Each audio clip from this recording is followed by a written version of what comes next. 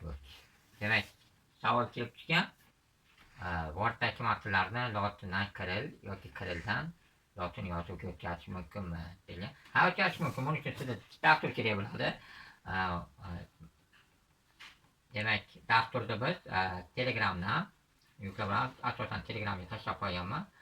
Demak, Telegramdan e'tibor qilasizlar. Abituriyent yulduchi 1987 deb yozilib chiqadi. Demak,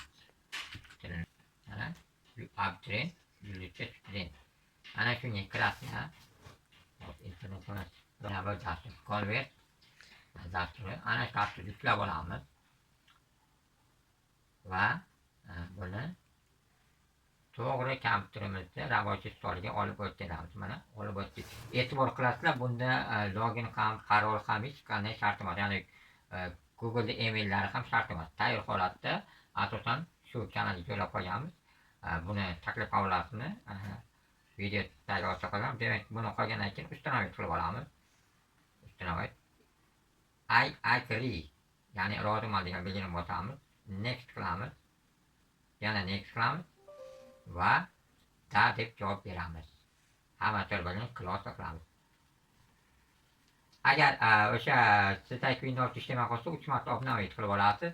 E'tibor qilasizlar, bu joyda Word'da ishlamayotgan bo'lishlari kerak. Keyinchalik Word'da ishlashingiz. Demak, endi sinab ko'ramiz. Demak, biron bir faylga Word'ga yozib ko'ramiz. Demak, Word'ga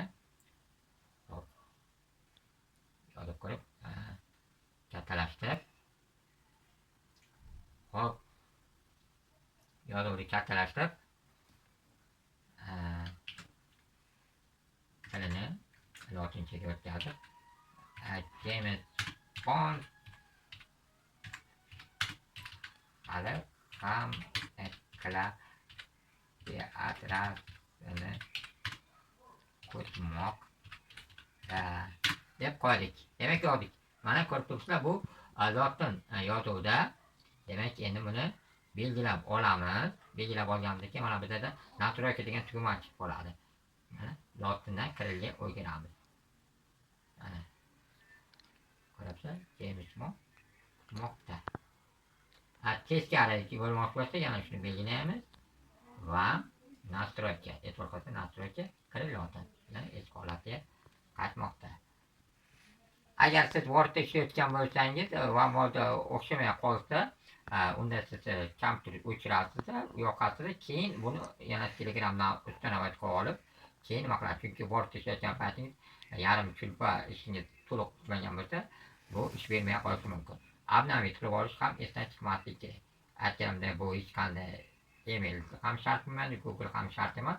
Faqat sizda Telegram bo'lsa, Telegramdan yuklab olib, bemalol shundan foydalanishingiz mumkin. E'tiborlaringiz uchun rahmat.